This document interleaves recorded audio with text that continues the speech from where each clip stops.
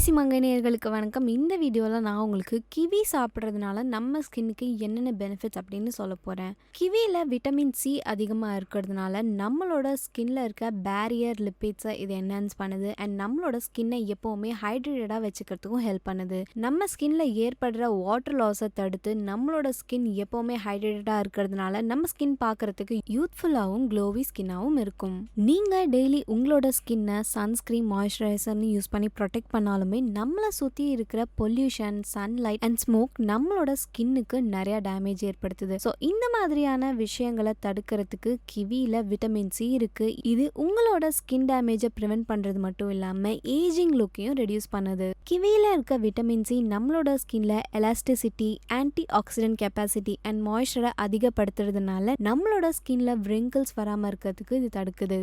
நம்ம எல்லாருக்குமே நம்மளோட ஸ்கின் உறுதியாக இருந்தால் ரொம்பவே பிடிக்கும்.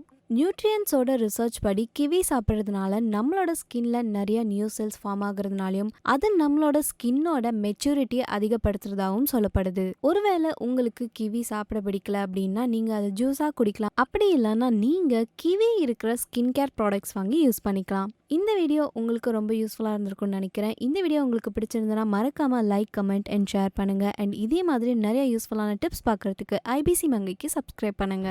டேரக்டர் சைட்லேருந்தும் டீம் சைட்லேருந்தும் கால், மேடம் இது மாதிரி இந்த ராஜமன்னர் வகைரா சீரியலில் உங்களை செலக்ட் பண்ணியிருக்காங்க, உங்களோட அவுட்ஃபிட்க்கு நீங்கள் மெஷர்மெண்ட் கொடுக்கணும்.